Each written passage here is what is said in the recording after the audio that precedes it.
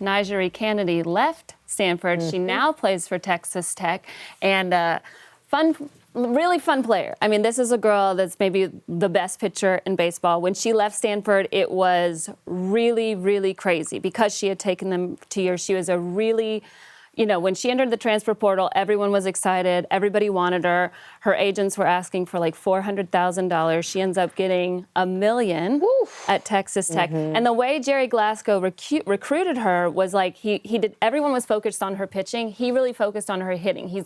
He like hand wrote how she was going to hit, what the lineup would be, where she was going to hit, how many home runs she was going to have, all this stuff. And they also, she's from Topeka, Kansas, so they used Patrick Mahomes in their recruiting tactics. Oh, snap. He's calling her. He called her from Italy during her recruiting process. Here he is.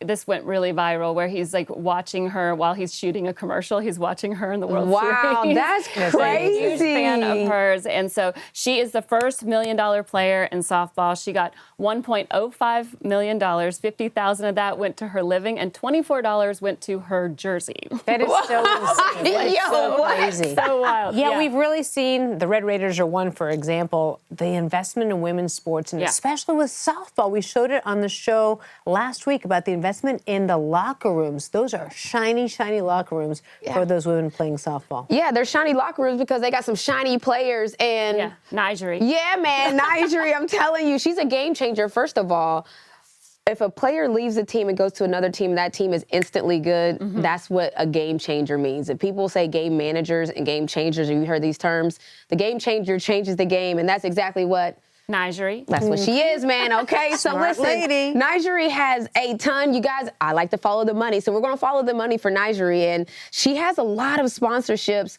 The deal was facilitated by the Matador Club with significant contributions from Tracy and John Sellers. But then she has deals with Adidas, MLB, Playball Weekend, St. Jude Research Hospital, Mammoth Sports Academy, and the Players Collective. Like, there's a lot of people pitching in that want a part of NiJaree. Boom. Okay. There's a lot of people that pitched in, and I love to see it because you can start to see, like, whenever there's that first person, and when it happens with the first person, you know that it's going to keep on following. Like, I remember the first time, like, when Paige was blowing up, or Angel Reese and all these players, and now we see NIL deals in women's college basketball left and right. It's not even a thing. So you just need that first person to bust through the door. There's also Jordy Ball, who's getting the bag where the money resides. She has an NIL valuation of 104, which is not bad. I'm not mad at it. She has deals with Ford of Lincoln, Midwest Bank, EA Sports. I mean, these are real people, like, these are real companies now getting behind these players.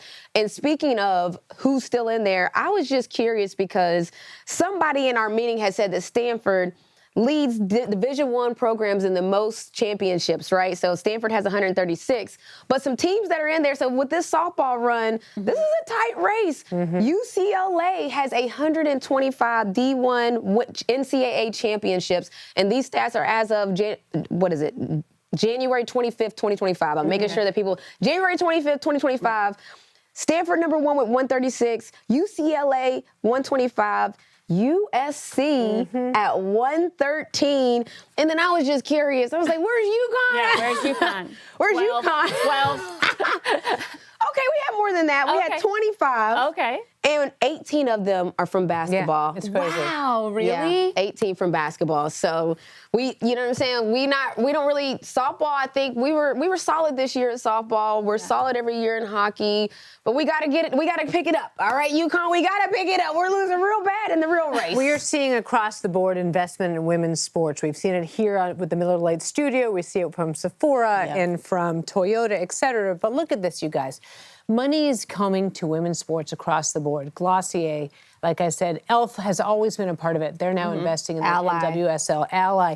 And we're seeing this across all of sports. It's not just the WNBA. It's in soccer, it's in softball, what have you. The money is flowing in. Yeah. And it's like elevating it. I just can't. Every time you say Ally, I can't stop thinking about the floor in the regionals before the NCAA championship. Oh, yeah. Like, their floor was so sick. Like, obviously the Dream floor is my new favorite. Let's I go. know that you might stab me if I don't say that.